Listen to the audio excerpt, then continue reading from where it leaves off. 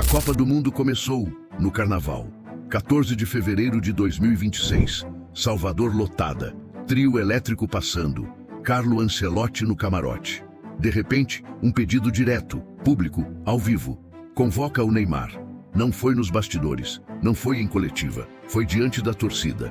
E a convocação já tem data marcada. 16 de março. França e Croácia estão no calendário. O relógio está correndo. A pressão deixou de ser virtual e virou voz nas ruas. Mas o que realmente estava em jogo ali não era apenas um nome na lista. Esse momento não é folclore, ele carrega precedentes históricos. Em 2002, Felipão enfrentou pressão pública semelhante antes da Copa. A decisão foi técnica, a repercussão foi emocional e o desfecho entrou para a história. Hoje, com Neymar buscando ritmo e Ancelotti já declarando que só leva quem estiver 100% fisicamente, o cenário é claro. A questão é entender como esses sinais se conectam e o que eles revelam sobre a nova era da seleção. Ancelotti não prometeu nada, não negou nada, apenas sorriu. E às vezes no futebol, o silêncio diz mais do que qualquer coletiva. Mas afinal, aquele foi apenas um momento descontraído de carnaval ou o verdadeiro início do primeiro teste do treinador da seleção brasileira? Tinha medo de me cortar fazendo a barba. Testei o Philips OneBlade e foi outra história. Corta, apara e alinha sem irritar a pele. Dá para usar no seco ou no banho. Depois disso, virei fã. Link no primeiro comentário afixado. À primeira vista, parecia apenas mais uma cena típica do Carnaval de Salvador. Trio elétrico passando, artista animando a multidão, um técnico estrangeiro conhecendo de perto a festa mais simbólica do país. Mas ali, no dia 14 de fevereiro de 2026, não foi só música que ecoou. Foi um pedido direto, em alto e bom som. Convoca o Neymar. E quando isso acontece diante de milhares de pessoas, com celulares gravando, com a imprensa acompanhando e com a convocação marcada para 16 de março, o contexto muda completamente. Não estamos falando de um comentário solto nas redes sociais. Estamos falando de pressão pública, ao vivo, em um momento de exposição máxima. A seleção brasileira já tem amistosos confirmados contra a França e Croácia nos Estados Unidos. O calendário está definido.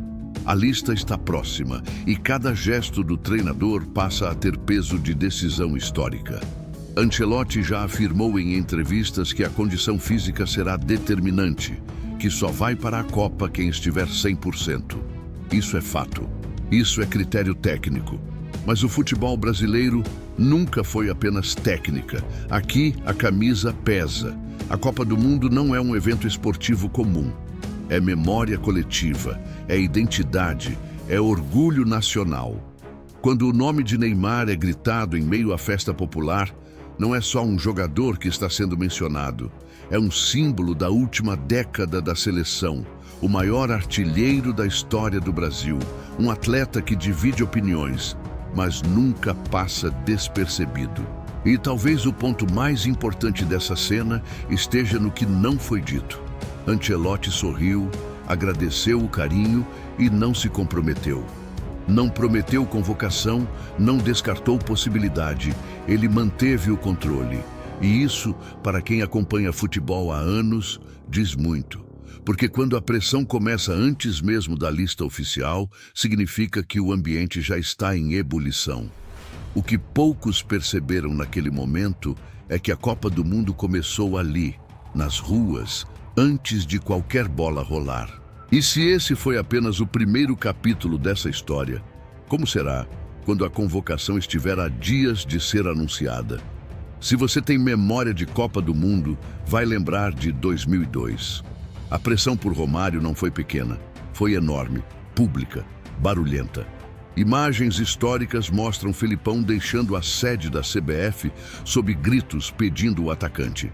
Era o Brasil dividido entre emoção e planejamento. E ali, naquele momento, o técnico tomou uma decisão técnica. Não levou, foi criticado, questionado. E meses depois, voltou com o pentacampeonato. Por que essa comparação é importante? Porque ela mostra que a seleção brasileira sempre foi palco de algo maior do que uma simples lista de convocados. É um confronto entre o desejo coletivo e a estratégia interna. Em 2002, o ambiente era outro.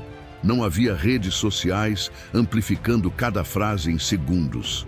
Hoje, qualquer gesto vira manchete. Qualquer silêncio vira análise. A pressão não é só física, ela é digital, constante e imediata.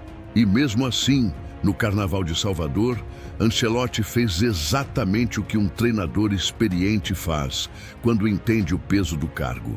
Ele não entrou na euforia, não acenou para agradar, não deu declarações impulsivas. Ele manteve postura. Isso pode parecer simples, mas não é. Estamos falando de um técnico multicampeão europeu, acostumado a lidar com estrelas e com ambientes de alta cobrança. E agora, diante da cultura brasileira, ele demonstrou algo essencial: estabilidade. Aqui entra um ponto que eu, particularmente, considero decisivo em ano de Copa. Controle emocional é liderança, não é frieza, é maturidade. Quando o treinador não reage ao calor do momento, ele mostra que o projeto é maior do que o barulho. E isso conversa diretamente com o que ele já declarou publicamente. A condição física será determinante. Não é sobre simpatia, é sobre preparação. Mas a pergunta que fica é inevitável. Em 2002, a decisão contrariou parte da torcida e terminou em título. Em 2026, com um cenário ainda mais exposto, com Neymar buscando ritmo e com a convocação cada vez mais próxima, será que estamos assistindo ao início de uma decisão igualmente histórica? O episódio do Carnaval não ficou restrito ao noticiário brasileiro. Portais espanhóis destacaram a postura diplomática de Ancelotti diante do pedido por Neymar. Na Itália, país onde ele construiu parte da sua carreira vitoriosa, a cena foi tratada como um retrato curioso do novo desafio: comandar a seleção mais simbólica do planeta em meio à cultura brasileira. Até veículos alemães analisaram o momento como um teste de autoridade antes da convocação de março. O mundo está observando. E quando o mundo observa, cada gesto ganha outra dimensão. Ancelotti não é apenas mais um treinador. Ele é o primeiro estrangeiro a assumir a seleção brasileira em décadas, com a responsabilidade explícita de buscar o Hexa. Isso cria uma camada adicional de expectativa. Ele não está apenas montando um time, ele está administrando tradição, história e identidade. E quando reforça publicamente que só levará para a Copa quem estiver 100% fisicamente, ele está enviando um recado que ultrapassa qualquer nome individual. Está afirmando que o projeto vem antes do ídolo. E aqui vale uma reflexão mais profunda. Neymar é o maior artilheiro da história da seleção. É um jogador que marcou gerações, que esteve nas últimas Copas, que representa talento e protagonismo. Mas, ao mesmo tempo, o debate sobre sua condição física e sequência de jogos em 2026 é real. Está nos fatos, está nos calendários, está no cronograma da convocação. E quando Ancelotti mantém a coerência entre discurso e postura pública, ele mostra algo que raramente vemos em momentos de alta pressão: consistência. O detalhe que me chama a atenção é o silêncio estratégico. Não houve resposta impulsiva. Não houve promessa para agradar. Houve serenidade. E serenidade, em um cenário de Copa do Mundo, é sinal de convicção. A convocação de 16 de março se aproxima. França e Croácia aguardam. O Brasil observa. A imprensa internacional analisa. E talvez o que tenhamos visto no Carnaval não tenha sido apenas uma cena festiva, mas o verdadeiro início da era Ancelotti sob os holofotes globais. Se cada gesto já está sendo interpretado dentro e fora do país, o que pode acontecer quando a lista oficial finalmente for anunciada? O grande ponto nunca foi apenas se Neymar estará na lista final. Essa é a superfície da discussão. O que realmente importa é perceber que a Copa do Mundo de 2026 já começou. E começou fora das 4 linhas. Começou no Carnaval de Salvador, no calor da rua, na voz popular, pedindo um nome que marcou a última década da seleção. Quando isso acontece antes mesmo da convocação de março, significa que o ambiente já está em ebulição. E é exatamente aí que entra o verdadeiro teste. Ancelotti poderia ter reagido de várias formas, poderia ter acenado para agradar, poderia ter feito uma declaração genérica, poderia ter transformado o momento em manchete. Mas ele fez algo muito mais significativo. Manteve a coerência com o que já havia declarado publicamente. Só vai para a Copa quem estiver 100% fisicamente. Essa frase não nasceu no Carnaval. Já estava nas entrevistas anteriores. Já fazia parte do discurso oficial. O que vimos foi consistência. E no futebol brasileiro recente, consistência em ano de Copa é algo raro. Eu acompanho seleção há décadas e posso afirmar: os maiores conflitos não nascem dentro do campo, nascem na expectativa. Nascem na relação entre o ídolo e a camisa. Neymar é o maior artilheiro da história da seleção. Isso é fato, é um símbolo. Mas símbolo não anula planejamento. E quando o treinador reforça o critério técnico mesmo sob pressão pública, ele está dizendo que o projeto está acima do momento. Esse foi o teste. Não foi tático, não foi sobre formação, foi cultural. Foi sobre entender o peso da camisa mais observada do planeta e ainda assim manter a própria convicção. E ao fazer isso, Ancelotti sinalizou algo poderoso. A nova era da seleção pode ser construída com serenidade, mesmo em meio ao barulho. Talvez, anos depois, a gente olhe para essa cena no Carnaval e perceba que ali começou a consolidação da liderança do treinador. Porque grandes decisões não se anunciam com gritos, elas começam com postura. E se esse foi apenas o primeiro teste público, você consegue imaginar qual será o impacto quando a convocação oficial finalmente for anunciada? Agora eu quero te ouvir de verdade.